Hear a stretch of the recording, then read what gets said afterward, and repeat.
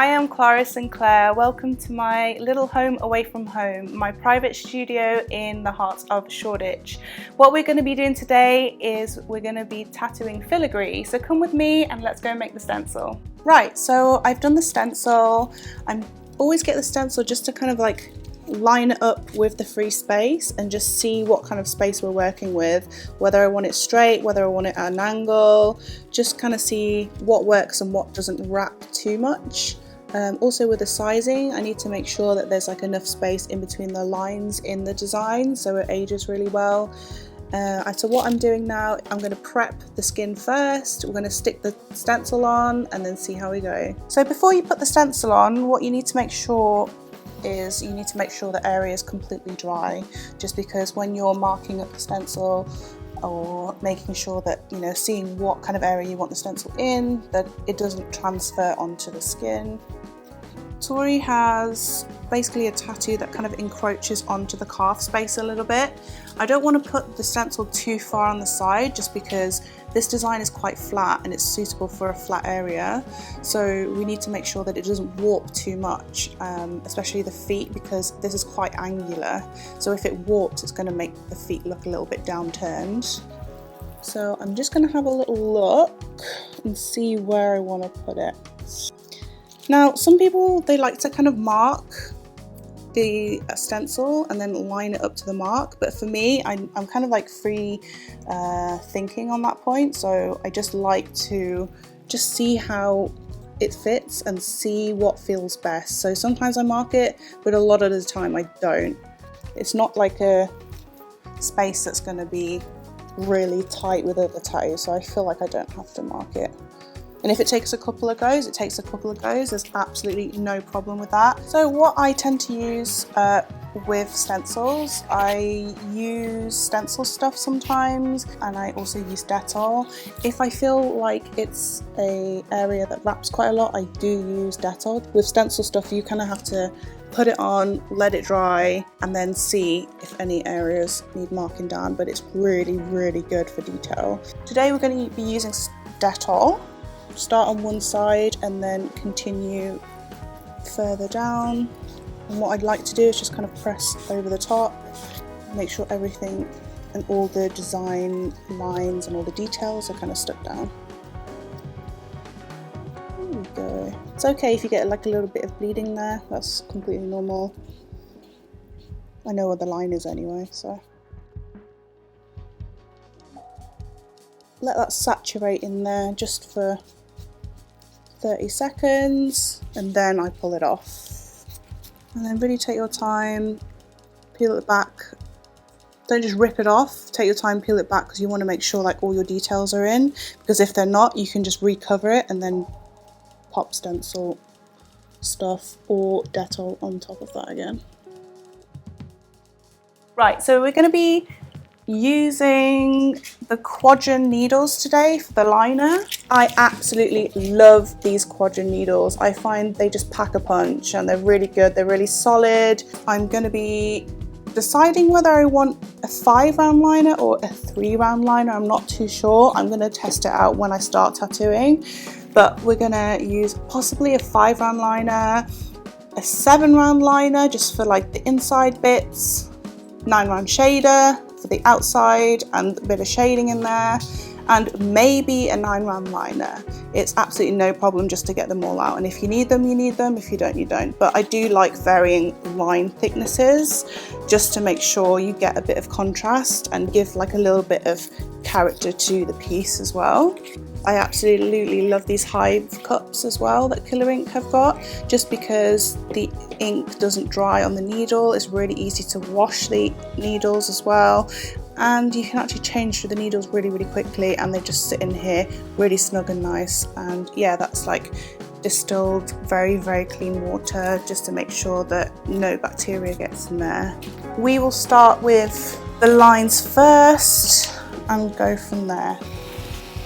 We're going to start from the outside, use a bit of Vaseline on this corner bit. I don't tend to rub the Vaseline all over because it's going to start, the stencil's going to start coming off. But also don't be scared of touching your stencil either. because it's had time to saturate in there, it shouldn't come off too easy. I want to make sure that the give, you know, it does have a little bit of give in there, because I don't want to just, you know, tear through the skin. It's better to feather something in, and it's better to make sure that you're going gently rather than, you know, just gung-ho and just get everything in. I always use dried tissues as well to line, just because my stencils are always so overly complicated. I don't want to be rubbing that stencil off. I want to try and keep it as saturated as possible in and on the skin. And at all times I want to make sure that I can see the needle and I'm not going in blind, because that's really important that you don't do that.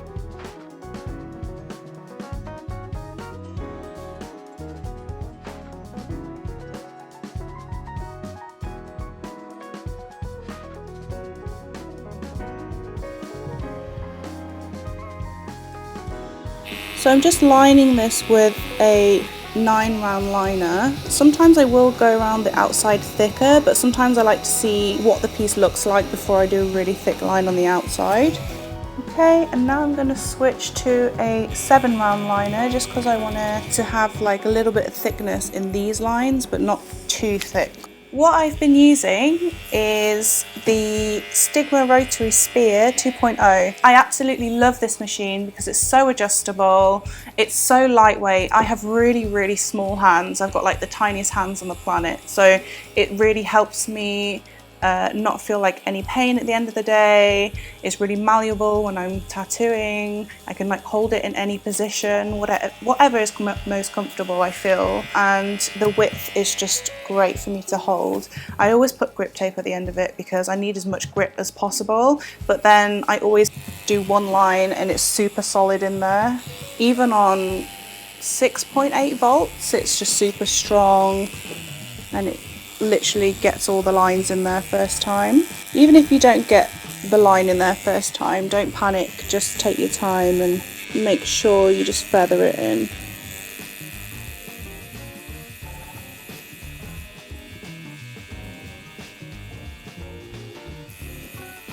So I'm using a 7 round liner at the minute just because I want it to be a little bit thinner than this one, but also I want to show like the main details. So we're just gonna do these little main bits first and then the filigree after.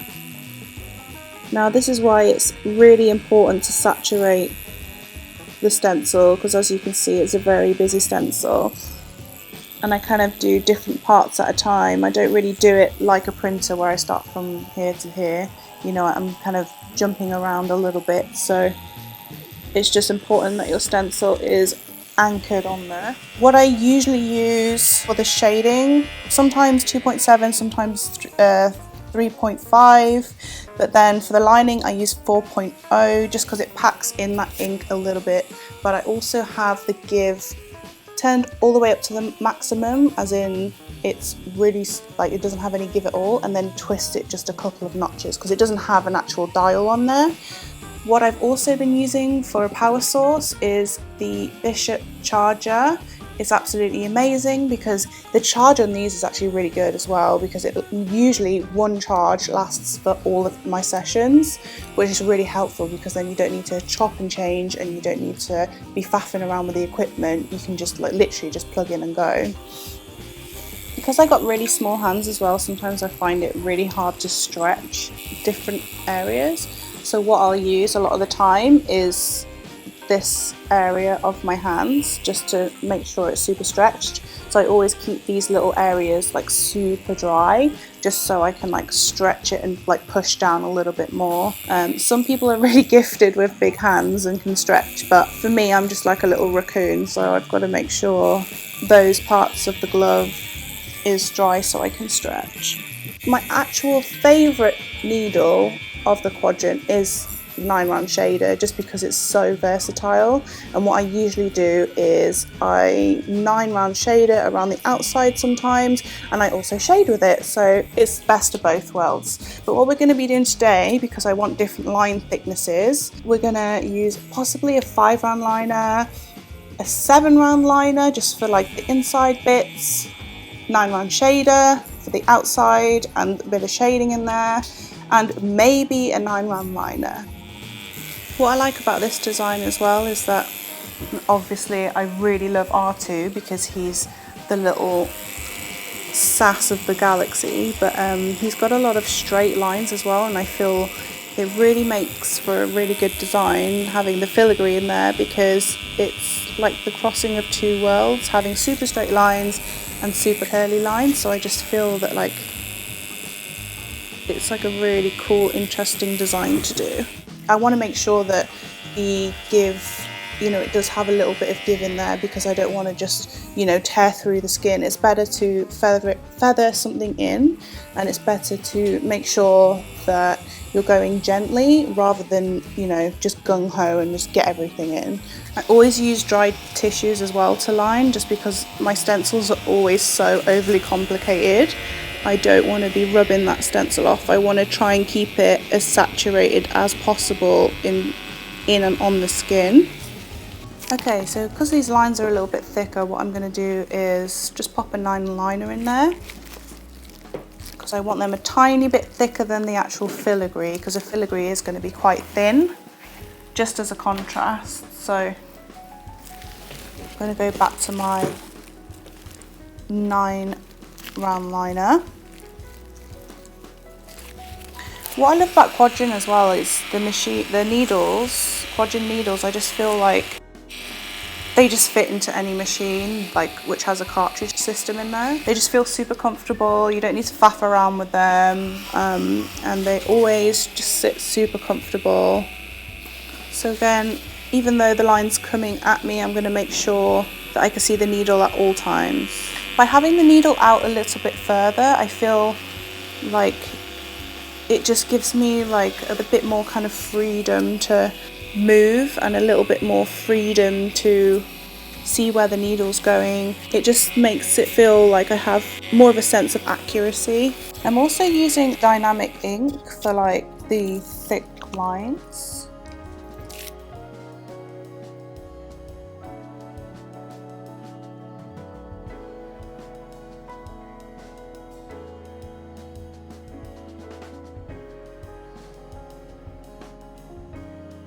I always used to feel like a pressure to do one straight single line, but don't ever pressurize yourself like that. If it takes like a couple of goes, it's totally fine.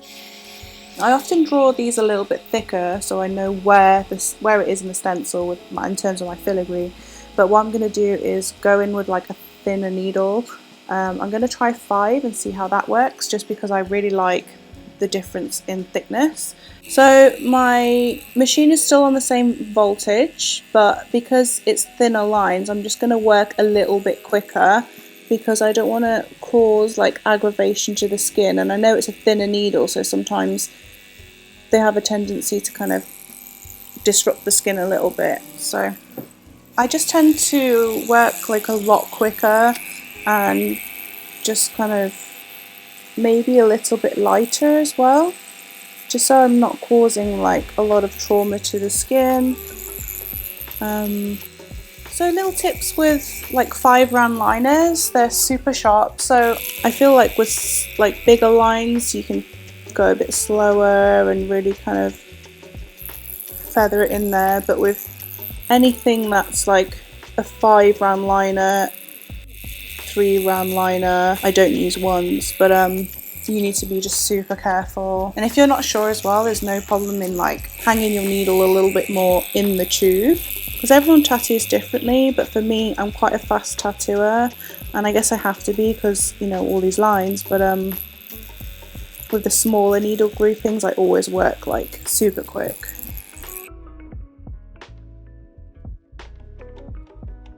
What I do find is a really good tool as well is what I've learned over the years is sometimes it's really good to have like a little colour study before your client comes in.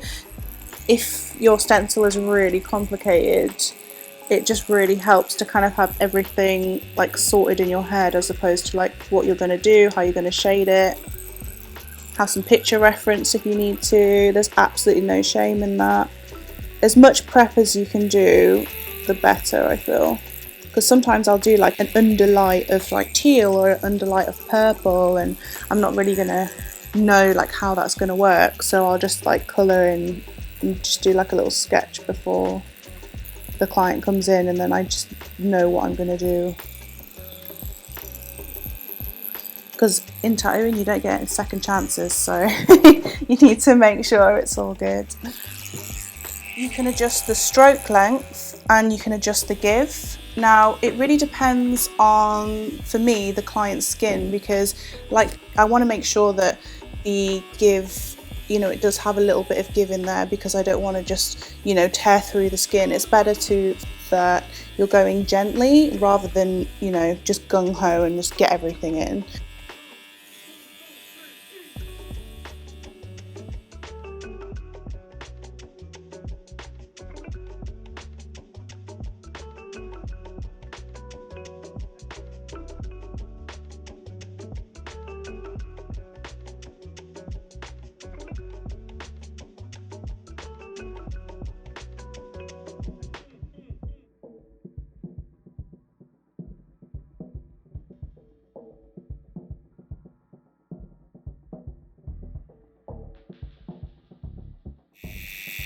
Right, so we're doing Artu's eye now, and I know that the little bit in here is like a reflection, so I don't want to hard line it. I want it to be, you know, super smooth when I come to shade it. So I'm just gonna dip the tip of this into the water that's in the hive cup. Just kind of wash it out a little bit and then just bloodline this, just so I know what I'm doing for later on when I come to shade it. Okay, and with the 5 liner again, I'm just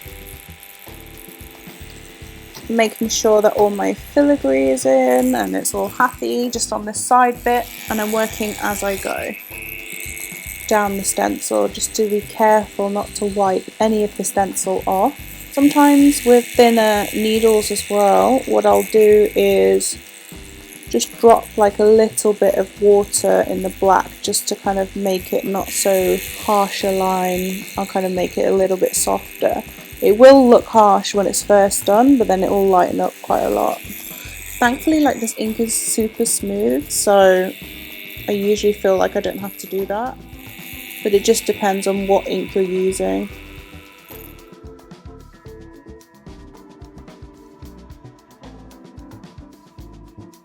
So this area dips in a little bit, so I'm going to do a 3-point stretch, which means I'm going to bring the skin with my thumb down, finger, and then use this as a stretching mechanism, just because it's going to make my life a lot easier the more I stretch. And like I said before, I've got really small hands, so sometimes I need to use 2 fingers, but I'm going to adjust the skin and make sure it's all stretched out. Like, sometimes if you feel like, you know, the line isn't going in as you want it, or like your lines are just not going as well as you thought, always just have a little think to yourself, like, is it my stretching?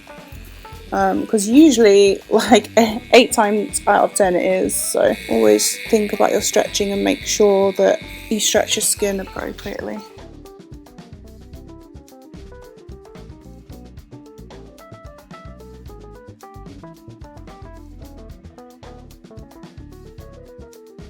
Okay, so because I've done like the thicker outline there, I'm just going to go back in with my 5 before that wears away, and I'm going to start from here and then work my way over. Also, because it's a busy stencil with the lines, I'm going to keep the shading quite simple, just because I want the lines to kind of, you know, do the talking as opposed to the shading. So I'm back with the 5 liner, and I'm just making sure I kind of use it a lot quicker than my thicker lines.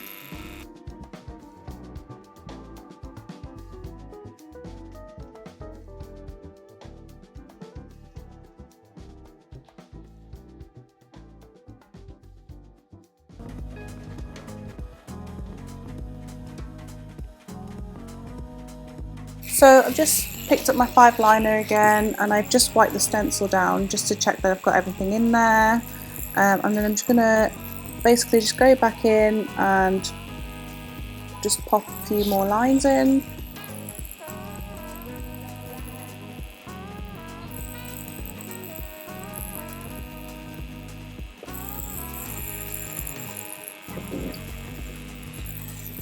There we go, and then I'm going to basically move down here whilst I've got the 5 liner in the machine, and then I'll line this with a 7.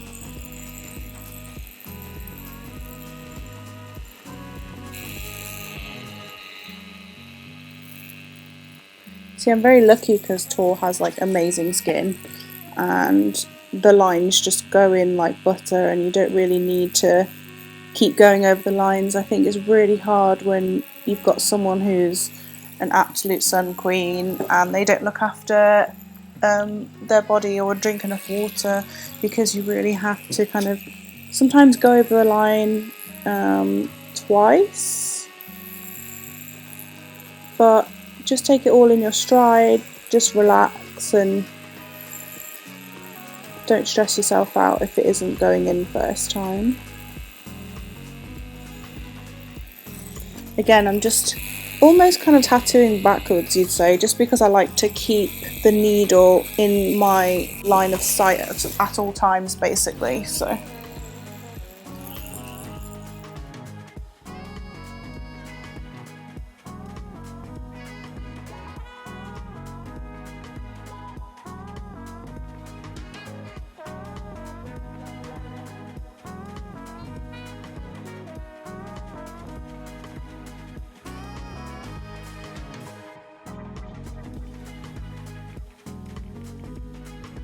So what I used to do a little bit earlier on in my career was I used to line this part, like the filigree in the inside, with like a grey, and sometimes that's really nice to do, but I feel like if you're lining it in black and then shade over with a juxtapose of like white highlights and then soft greys, but lining this in black is always, to me, probably going to stand the test of time better.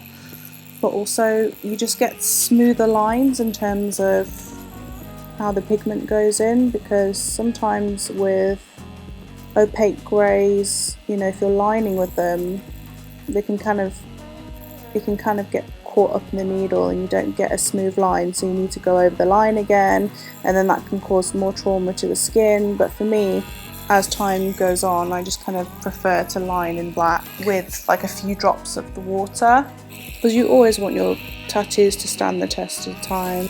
Okay, so what I'm going to do is switch to, I think I'm going to outline this bit in the 9 and then this middle bit with the 7. Just switch to the 9 now, so I don't actually mind this unit part being a little bit bolder than the other.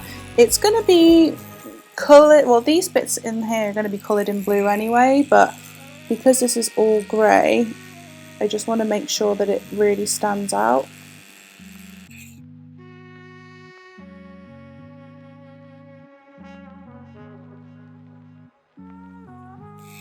Okay, and now because I want this little bit to be a bit thinner, I'm going to go back in with the 7 round liner.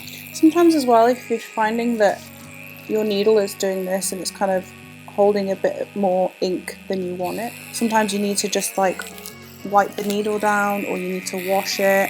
Something can be like stuck in there. Also, I've just washed it as well, so make sure like the pigment in there is completely black and you're not using grey wash instead of black. So it's just a little thing to keep in mind.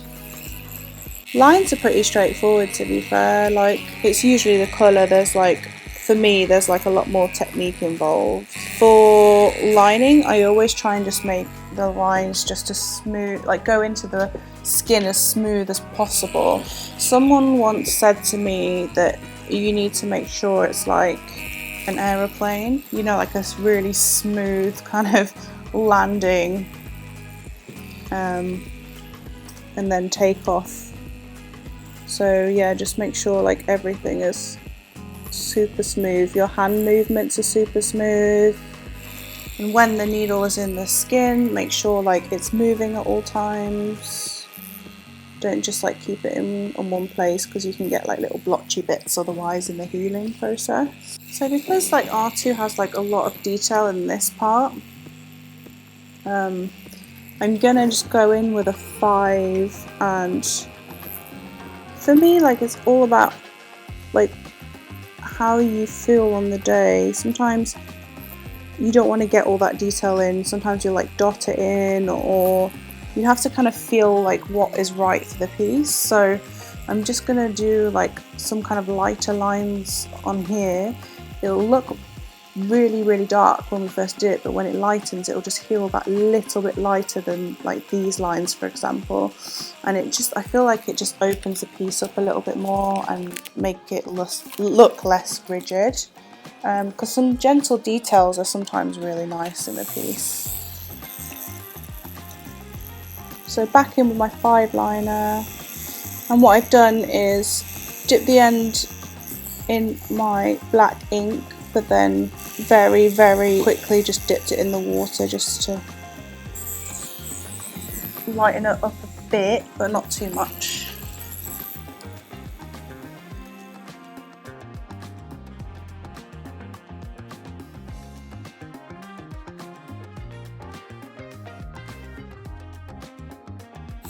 So while I'm here, I'm going to make sure my filigree on this side doesn't get wiped off. So I'm just going to pop all of this in now. So throughout the whole lining process, I haven't changed the voltage at all. I've just changed my movement speed. Sometimes I'll switch that up. Sometimes, you know, I'll feel like, oh, I want to work a little bit quicker today. But it just depends on like how detailed the piece is, how you feel. Like, you shouldn't care if it takes you like 2 hours instead of 1 hour, or like, you know, 5 hours instead of 3 hours. What matters is the end result always. Like, don't ever let someone rush you, whether it's like your boss, the client, you know, your name is attached to your work. So just make sure like you really take the time to like do your best, and please don't ever feel like pressurized. Also, like a little thing to note is what I found really helpful as well in terms of twisting. You know, when you dip your needle into the ink, it's really important that like you're not twisting like away like I'm doing now. I'm just doing it for the sake of this video, but usually it's really good to have like a portable like little station, just so you can, you know, put your inks wherever you want, and have your station wherever you want.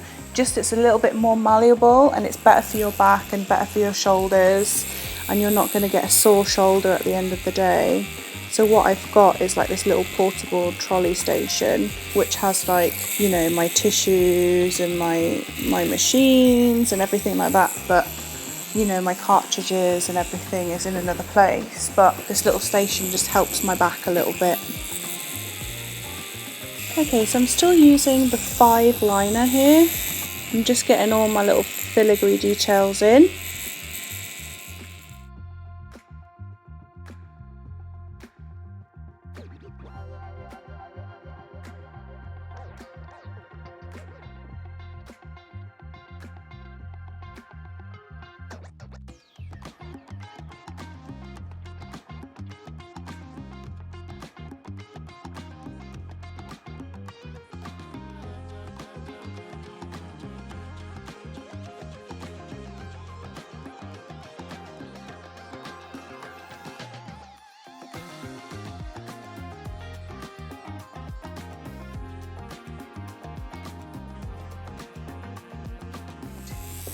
Right, so because I'm right-handed, I could go here, but what I'm going to probably end up doing is wiping off this part. So what I'm going to do is line this part now, and then I'm going to move down. So I'm going to line this part and then move from here over, just to make sure I don't wipe my stencil away. But whilst I've got the 5 round liner, I'm just going to pop in the filigree details in here.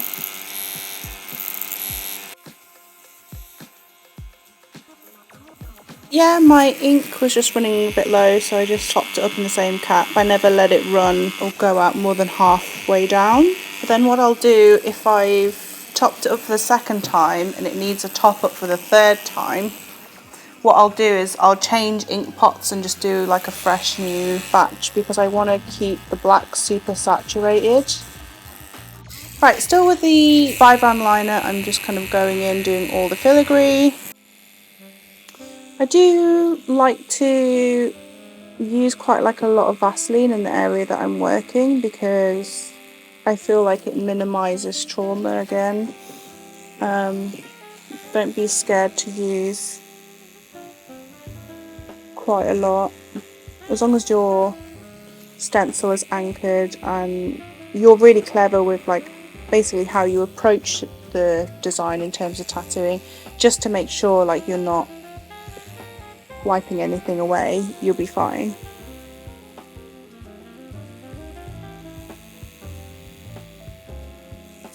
Also, don't be scared to like double line things as well. Sometimes, you know, it's okay to, for example, say if this is a bit thicker, you can just like double line it with like a 9mm liner or something like that.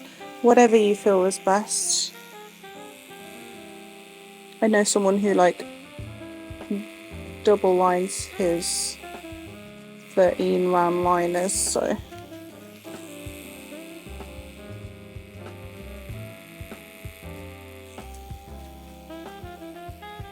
Okay, so I'm still doing like the main outline here. It's quite plain on this bit just to give it a break from the actual filigree and ornate stuff. And I'll shade that quite flat, but I'm just going to keep it fairly open in terms of lines. Also, I'm going to be starting to lean on this bit a little bit now, so I'm going to finish this bit and then move back over here just to make sure I'm not like smudging anything off.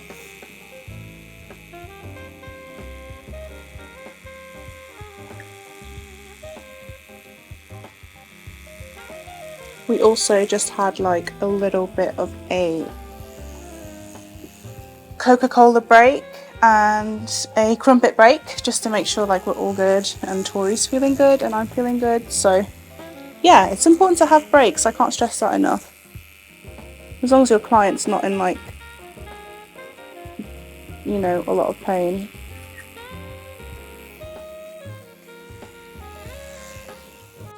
Oh, also like the soap I use is just standard green soap. I like to make sure that like, you know, I'm going just proper simple with that.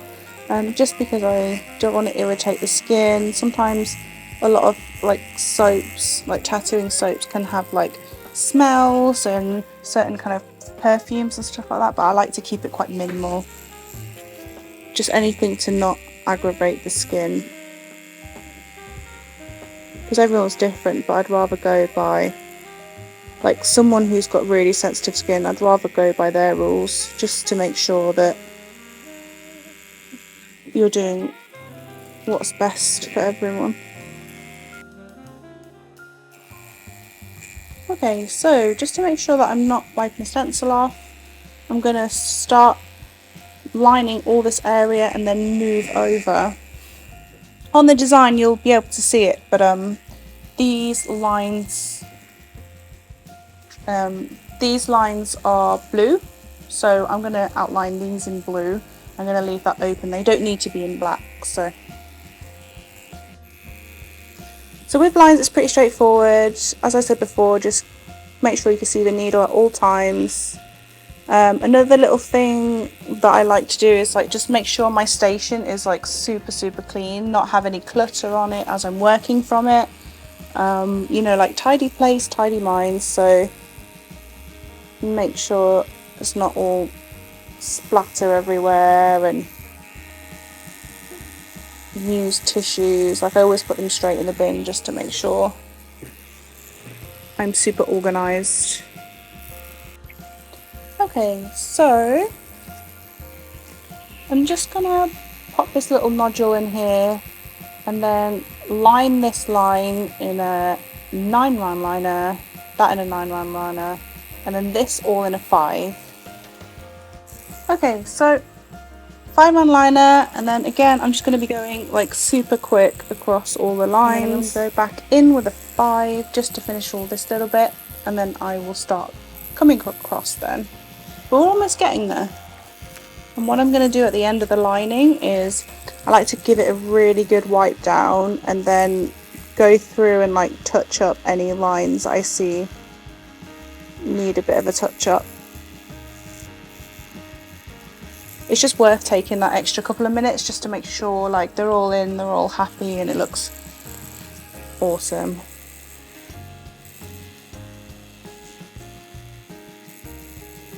It's really funny though, because sometimes I get really excited and like halfway through the lines I really want to start shading, but you've got to persevere and just make sure you're getting all your lines in.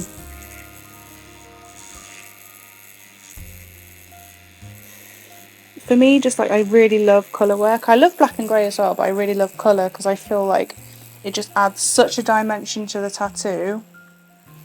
And you can really play around with like light sources, and you can play around with like hues, whether you want like a warm hue or a cold hue. It really depends, and I feel that like some of the best work that I've done has been in colour, and I'm super proud of it. So yeah, I can't wait to show you this in colour actually. Even though R2, he's pretty white in terms of, you know, design, and he's got a lot of like white areas. So what we're going to do is we're going to trick the eye into thinking that, you know, he is kind of white, but like by using like a lot of grey, because you can't use like a lot of just open spaces of white because it just won't like heal the way you want. Sometimes it can turn like a bit yellow over time if you're shading flat parts of white. So I just use white for highlights basically, and I love a good highlight. So highlights to come. Just while I'm lining this with a 5 round liner, I think like if you're new to tattooing, I think there's so much out there in terms of styles, and there's so many incredible artists. Sometimes it can get, you know, really overwhelming, and you're scrolling through and you don't know what style to do, and you're really unsure on like which avenue you want to go down. And for me, like, I found a couple of different ways to kind of remedy that. A lot of it was traveling, but also like I just started following like artists that weren't tattooers, as well as tattooers, but a lot of artists that weren't tattooers, because, you know, there's like so much more different inspiration out there in terms of different art, paintings, sculpture, like anything can inspire you. So I wouldn't stress about your style too much, that will come with time. Don't pigeonhole yourself. Make sure, you know, you're doing something that you really, really want to do, and try loads of different things, like in terms of, you know, tattooing as well. Like, try lots of different styles, because I feel like if you're trying lots of different things, then you can apply that technique to your style and you can learn from it. So yeah, don't be scared to try different things. Okay, so I'm just finishing up this 5 round liner, and I think actually like I really love like the thick lines at the bottom. So what I'm gonna do is line the bottom bit in a 9 round shader this time, just because I really love the thickness of it, and I feel like it'll give him like a really good like foundation, and then it's really nice kind of juxtaposed from like the 5 round liner that we're all going to do in here, because this bit is quite busy with all like the little technical bits. So yeah, I think it'll be a really nice contrast. So I'm just going to open a 9 round shader now. Like a lot of the time I will use like 3 different types of liners for lining, but this is like quite a complicated piece, so I'm just going to use 4. And plus I can use this 9 round shader to shade as well, so I can get into like all like the nooks and crannies and corners of the piece. So yeah, it's not a wasted needle, so it's fine. So I've still got it on, I've got it on 6.7. I'm just gonna pop this in and see how it is. I might need to adjust the voltage, I'm not sure, but like I said before, Tor's got amazing skin, and I'm actually not scared to work quite slowly. There's absolutely no rush. So thankfully she's got amazing skin and that just went in, so yay Tor. What a legend.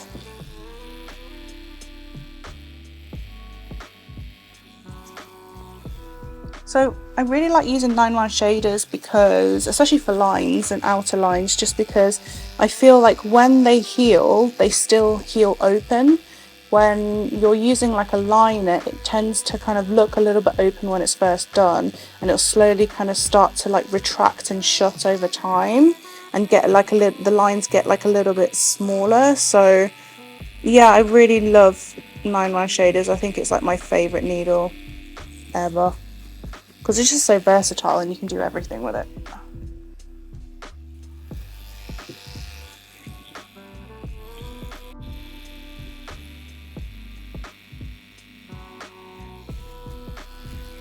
So I know with a 9-round shader, when I line it and it's this thick, it's just going to stay this thick, because, you know, there's obviously more separation in the needles, so it gives space for the lines and the needles to just glide across the skin, and not everything's like super compact together, so it's just going to heal like as is.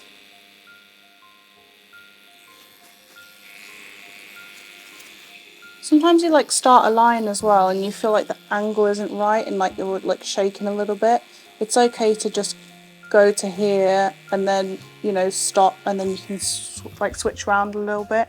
It's better not to force a line, and you know, you can always match it up rather than like force it and you can accidentally just like wobble a little bit. So just make sure like you're stable at all times as well, and you've got like a really good anchor with your hand.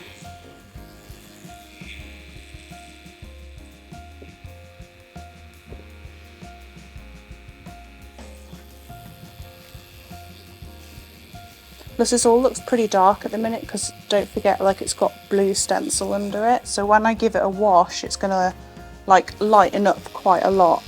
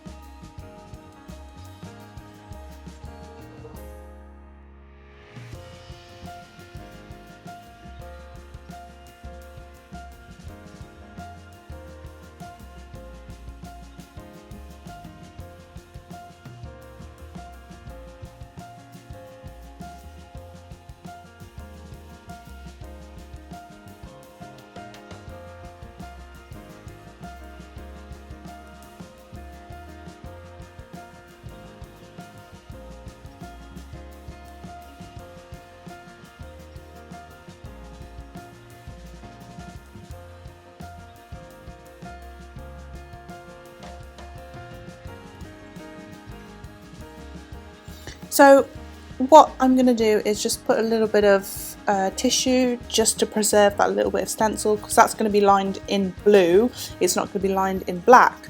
So I just want to preserve it whilst I put the cling film on, so Tor can have like a little bit of a break, and then yeah, we can go and have some tea and crumpets, because, you know, we're in England, so why not?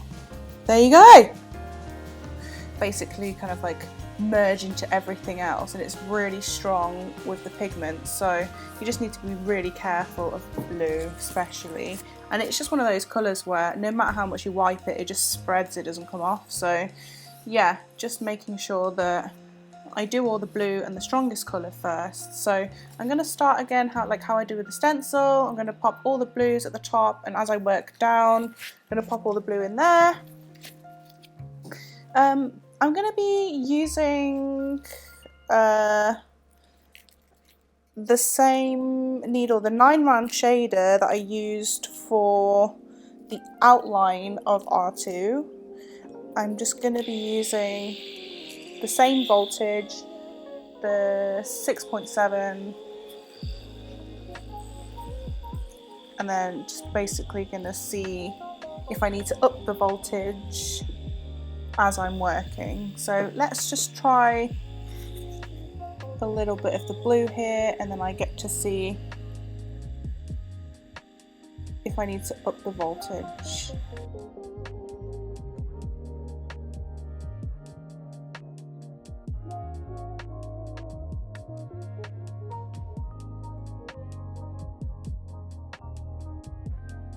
I'd rather use a 9mm shader just to get proper precision into the design when I'm shading, because I feel like if I was to use like a 7 mag or anything like that, it can be quite hit or miss in terms of when it comes to shading, whether you've got the saturation in there or not. So I'd rather just go slow, take my time. And because R2 is very primarily blue, grey with a tiny little like red dot here, he's quite like, the shading of him is quite flat. So what I really like to do is add like another colour in there, which is like a proper contrasting colour. It's still kind of like a cool tone like the blue, but I absolutely love using teal. Now my favourite teal is Fusion Tahitian teal. That's like my favourite ever colour in the world. But I just find like it goes in super smooth and it's such a beautiful colour, and it complements like a lot of other colours. So what I'm using is Fusion, I think it's cobalt blue, but yeah, it's one of my favourite blues. So sometimes like R2 has like really deep blue. I want to add like a little bit of contrast, so I kind of like making the blue a little bit brighter than it is like on the actual picture, just because I want more contrast, and I'm going to be adding all sorts of other colours in there. And if I just colour it like a really, you know, just one shade of blue, it's going to look really flat, and I kind of want it to like look almost like glistening and kind of multi-tonal. So I'm going to be adding like a lot of white here and there. In fact, thankfully I know that like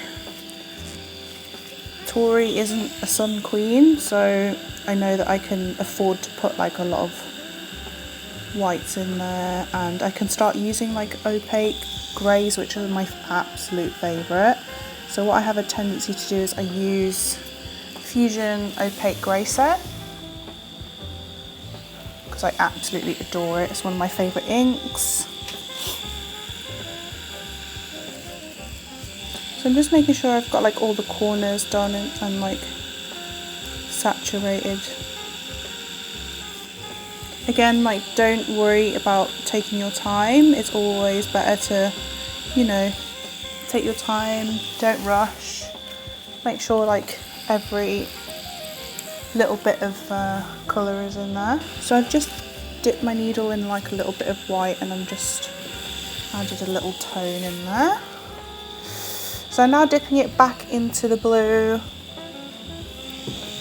I'm going to start shading these little accents that R2's got.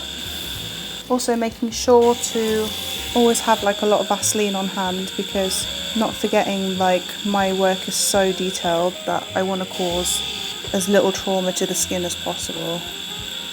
And that's why I love 9mm shaders, because you can really get into that like little corner in there.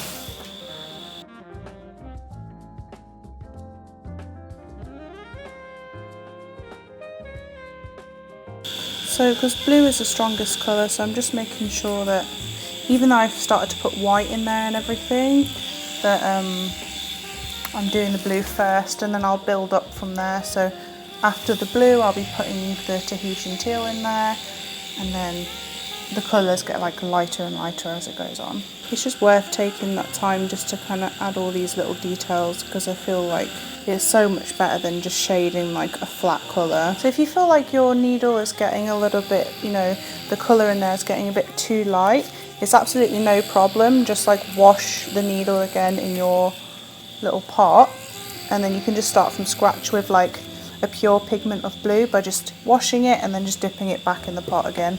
So I know for a fact like this top bit is all blue, So again, what I want to do is kind of like looking at it like the background of the filigree as well, because I kind of want the filigree to stand out, so I'm just colouring in the background of the filigree per se. I'm going to go through that, and then I'll go and dip my needle into the white again and then colour it in from there. Add the Vaseline. So I'm finding that this is going in like really nicely, and I can feather it in. Sometimes that's not the same for all other pigments, so just kind of gauge it and how you see fit. Blue kind of has a tendency to just go in really easily, but there's some other colours like purple, for example, that seems to just be a little bit tougher to get in. So just kind of see what's working for you at the time, and then if you need to like put your voltage up and like smash it more, like in a bit more, that's totally fine as well. So just make sure that you're not overworking the skin, because that's really important that you don't do that. That's something that I'm constantly like really cautious about as well, because my stuff's so detailed that I'm constantly like making sure and like checking the skin to make sure like I haven't overworked anything. This is also why I love using like a bit of a 9-round shader, because I will use a mag for a lot of it as well, but like for these little bits I'm not going through the whole thing and then going it back over a lot of it again. So just making sure that I'm trying to like basically limit any trauma.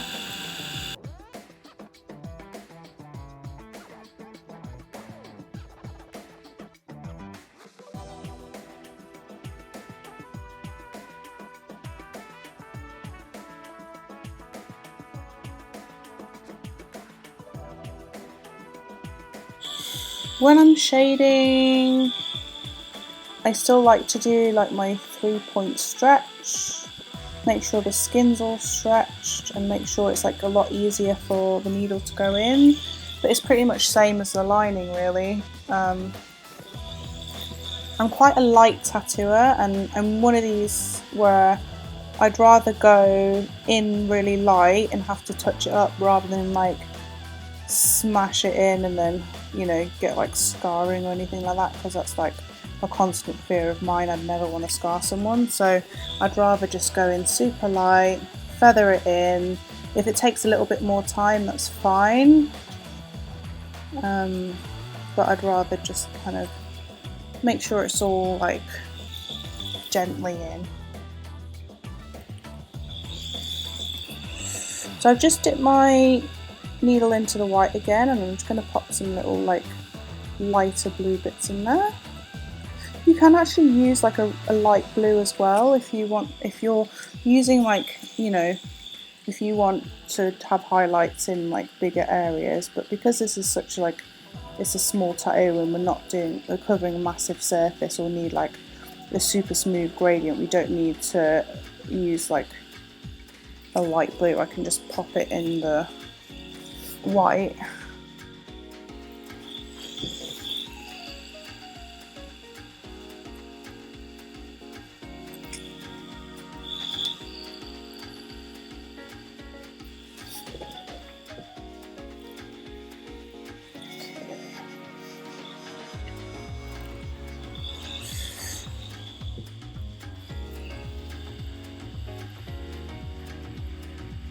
So I'm just making sure I'm getting all the right blue bits. So obviously when you're doing character design, you need to make sure like all the characteristics look like the character, because otherwise it's going to be like a completely different droid. So you need to make sure like all the blue is in the right place. Again, popping just a little bit of a highlight in here.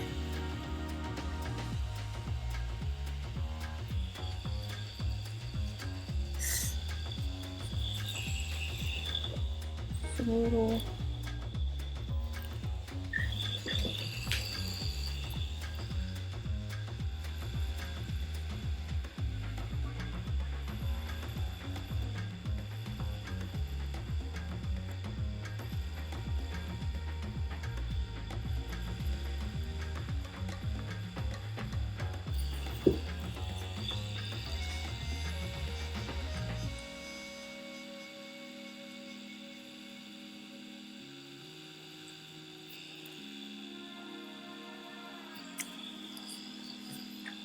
Okay, now if you find that, like, you know, it's getting a bit too like muddy and you want to give it a wipe and just make sure like you can see everything, go ahead. I'm going to give it a quick wipe because blue has a tendency to just smudge.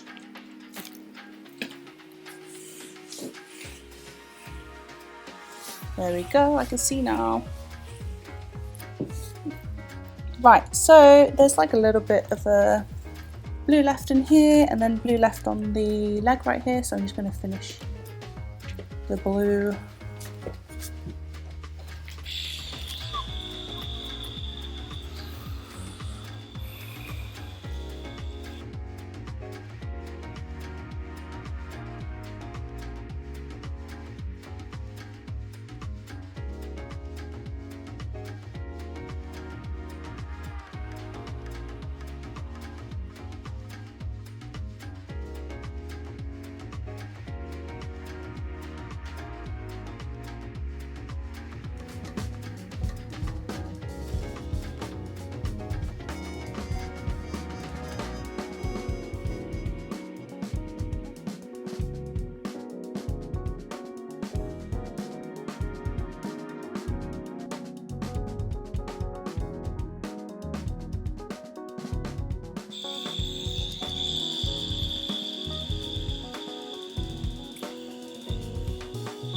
Now sometimes for bigger bits like this I will actually like mag it, but I just want to make sure like I get all like the corners in and make sure like, you know, every kind of little bit of edges has been like filled in, so I'd rather kind of preempt that and just kind of pop it in before I get the mag in. But with this kind of like little slither of blue, I'm going to make sure that I still use the 9-man shader just to make sure like I've got it all in there. Right, so I'm going to just get my 9-man liner and do those little lines real quick before they wipe off. So using colour, and you know, a lot of the time you've got to be really careful because the pigment is like so thick sometimes, especially with blues and stuff like that. So that's why it's really good to have like the hive cut, because you can just pop your needle in and nothing's dried on it. You don't have to spend like 5 minutes cleaning it or anything like that. It's already clean and it's already ready there to be used in the cut. Sometimes you have to just do like a little bit of a wash, but honestly they're an absolute saving grace when it comes to colour work. Okay, so I'm just gonna line this in blue. You can always think as well, like, where are you going to put your light source? Is it going to be like underlit from the bottom? Are you going to light or put like a coloured light behind?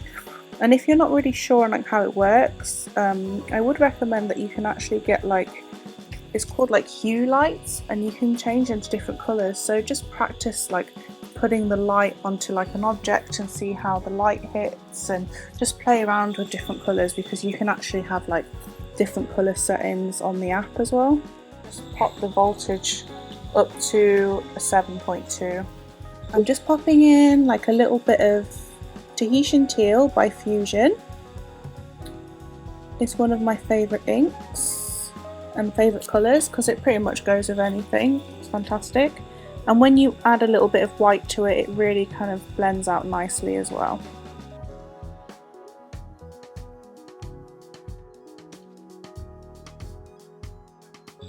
So I'm not doing circles this time, I'm just kind of like flicking it out a little bit, just to kind of like add like a little bit of gradation, but I'm also gonna pop it into that white a little bit and just blend it out.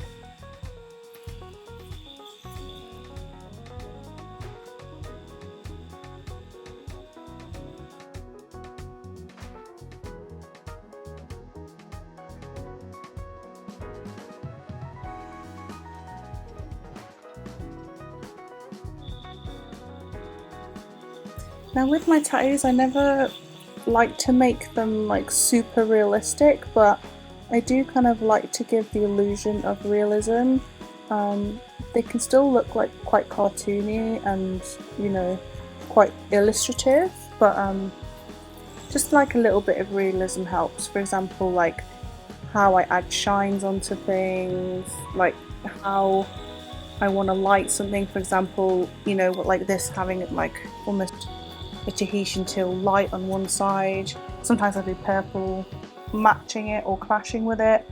I just like to have like a little play around and just make it a little bit more interesting than just colouring it in flat.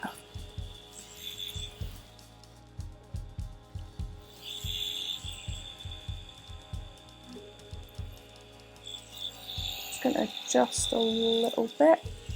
So I'm just adjusting like how much needle I want out of the tube.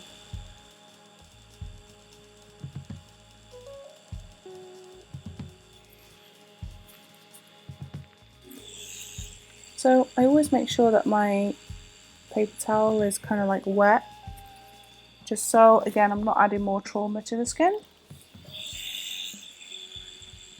And always keeping it fairly Vaselined as well. So I'm not going to do as much shine on this bit just because it's mainly coming from here.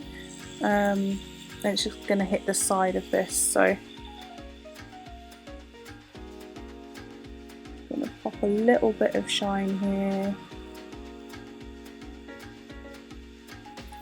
because if something's underlit, it's going to just be hitting all these little corners, and maybe just like a little bit here, but like nothing really on this side. I also did like a Millennium Falcon which had like teal on it as well, and yeah, it's just a super fun colour. I love it. It goes really well with black and grey as well, actually. Some of my favourite colour like colour palettes are black and grey with like a hint of red, or like black and grey with like a hint of teal or something like that. That always works really well. Right, so I'm just going to go a little bit further up, and as the light is like concentrated here, I'm just going to add a little bit more white to the Tahitian teal, just to kind of like soften it a little bit out. And if you want it a little bit more soft, don't be scared to like just dip your cartridge in a little bit of water, and that will soften it out even more.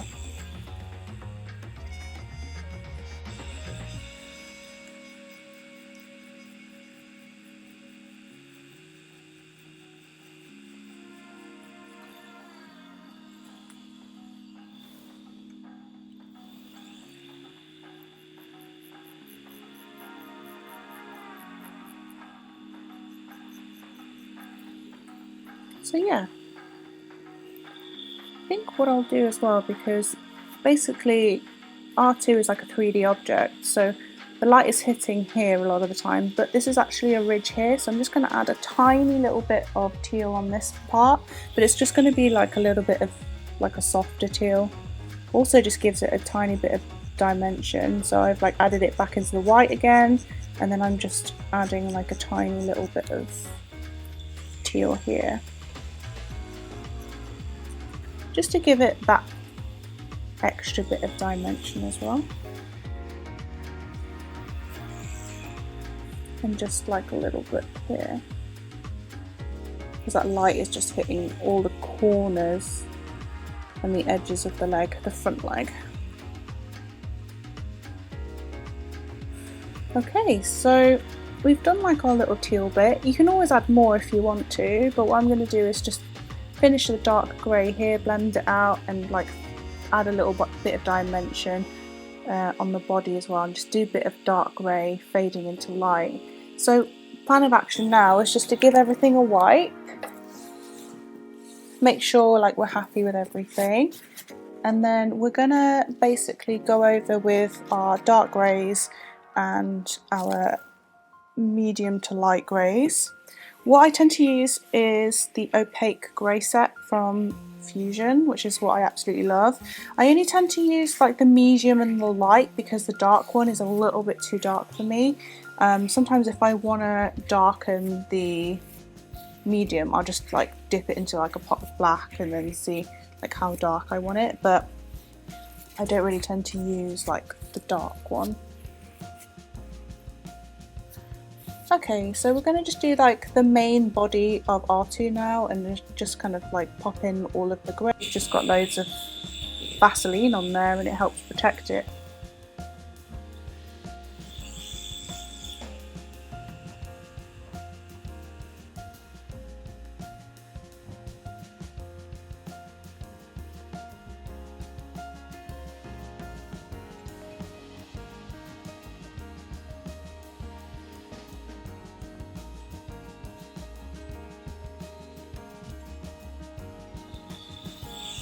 So because I've got like a little pot of white next to the blue and the teal, I actually want to just pour a fresh pot of white, just because I don't want any of those colours mixing in with the grey. So I'm just going to do that a second. So let's just do the white. So it's just more of the night white basically.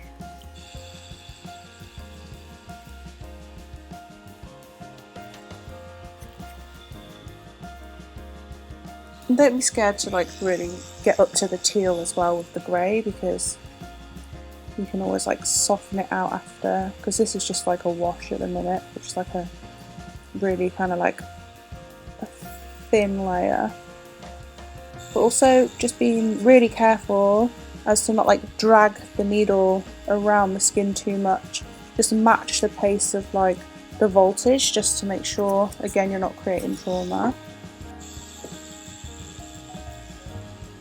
And what I like to do, just to make sure, like sometimes like just to make sure it's really saturated, is, you know, I'll kind of come in from one angle, start shading like this, just do like a little wash, and then make sure it's like a little wash with another angle.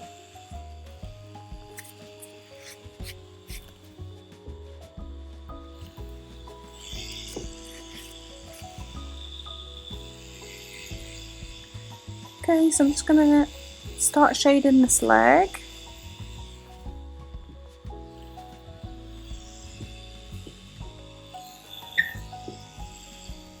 Now we've got a little bit of shadows here.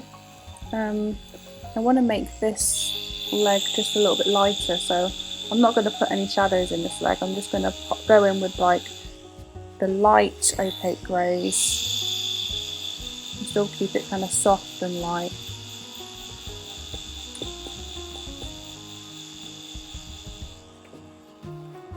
Then pop it in a little bit of white.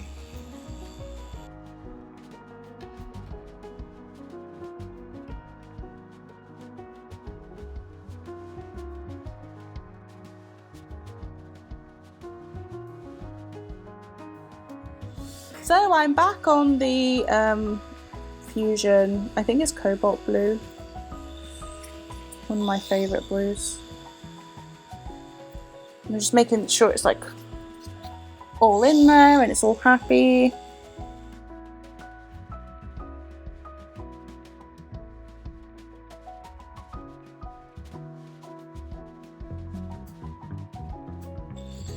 And then I'm just gonna finish like a little bit of soft grey around the sides.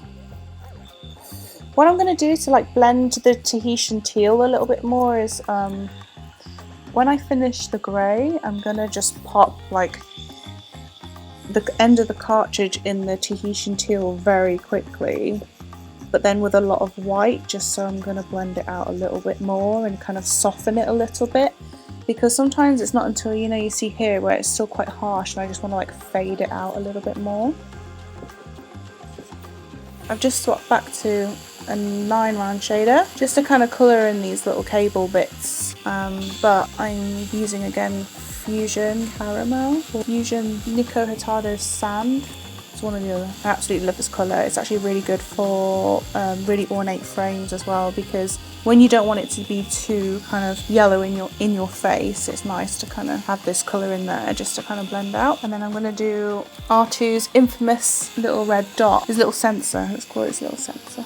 I've just gone in with fusion red, but I'm just going to do like a little bit of a pinky dot here, and then the night white bright dot in there, because I want it to look like a little bit luminous, because it is like a sensor and it is meant to like shine a lot of light. So I'm going to just make sure it looks super beautiful and bright. So I'm just going back in with my 13 mag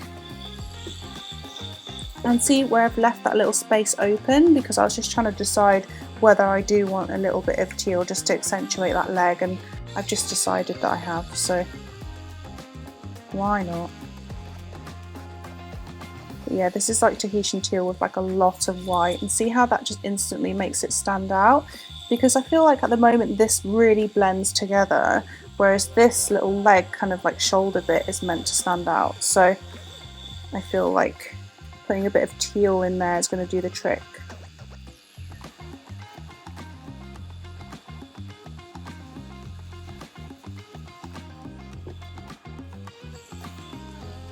Only needs a little bit, but just like a little faint hue.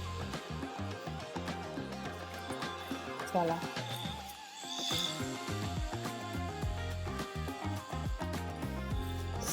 Okay, so I need to start clearing in these little bits, and then what I'm going to do is just pop loads of highlights and then see how we get on. Pop in like a little bit of grey with my mag just for that little bit in here, and then pop loads of white highlights in. You want to make sure, like, before you do the white highlights, that your needle is super clean, just so you don't get any muddiness into the white. Like White Night by Eternal. And sometimes with highlights you don't need to do like a full line, you can just do like a dot here and there, like a glint of light. Not everything needs to be like a solid line.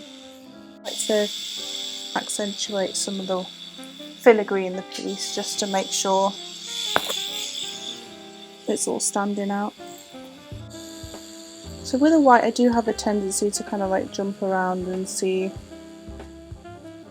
how I feel and like what works, just because I like to build up the white super slow, because you don't want to add too much white because then everything is like super highlighted. So it's just nice to kind of have just go slow with it and just kind of work out slowly what areas you want lighter. It's better than putting too much in and then it just looks too glittery, but you know, if glitter is your forte then why not, but I don't want it to look too glittery.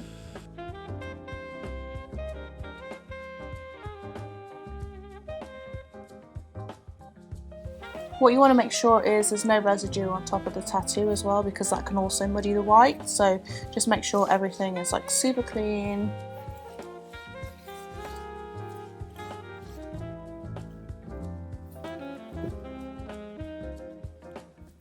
And because I used this 9-1 liner for my black before, but it's been in the pot, it's like very clean, so you don't need to like clean it too much. It's not that the ink hasn't like settled in there, but by all means, if you feel like it's not, the ink isn't coming out of the round liner, then just use a new one.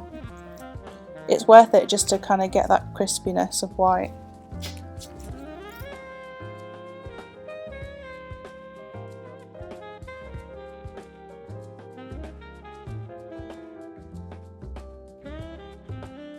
Okay, so I'm just wiping down the tattoo with the green soap, and I'm just making sure that there's no residue left on the skin.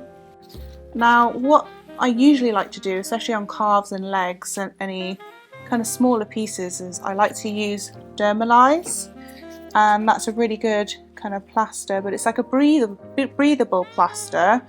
So it just helps kind of minimize any bacteria getting into the tattoo, and especially like a really dirty place like London, you want to kind of keep everything from going into the tattoo basically.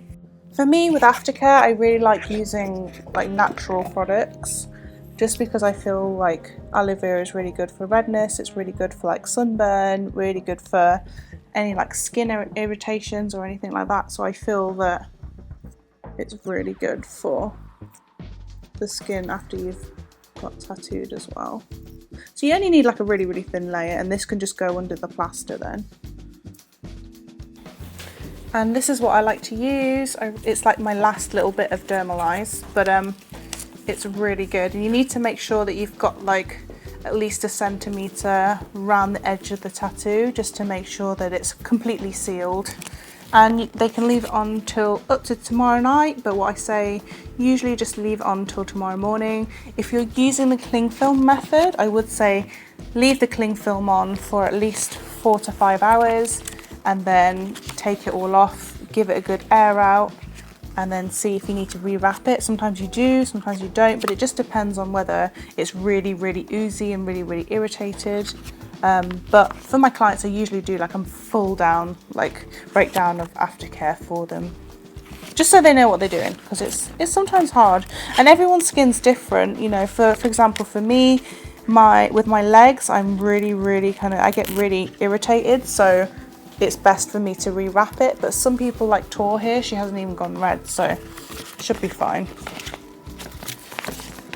So with the Dermalize, you can actually use it again after you take this one off, but I just usually say just make sure you air it out and just let the skin breathe a little bit.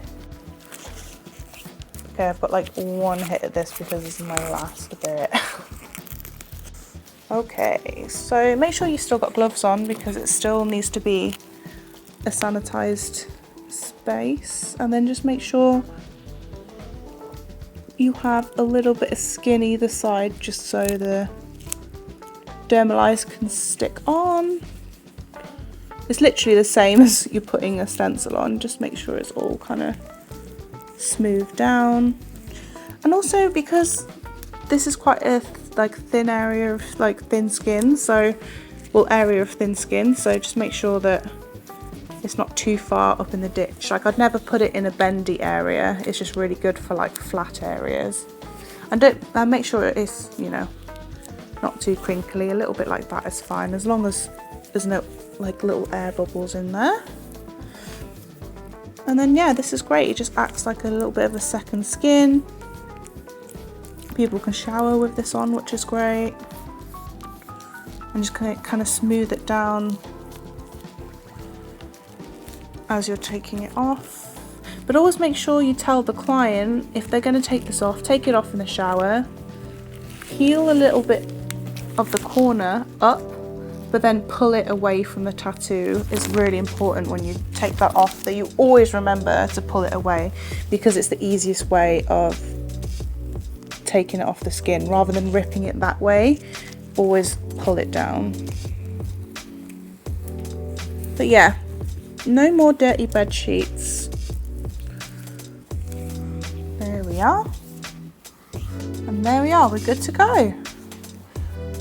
Also, just to reiterate as well, make sure your client just had a little bit of sugar before they leave, just so they're not fainting or anything on the tube, or you're not feeling faint when they go home. Make sure they're well stocked. Sometimes make them a little hot drink. Just make sure their comfort is, you know, above everything else, and then you're good to go.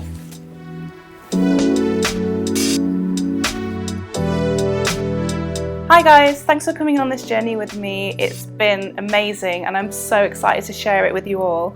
I'm gonna go home, I'm gonna spend some time with my dog, have a decaf tea, chill out, and yeah, I'll see you all soon. Thanks for joining.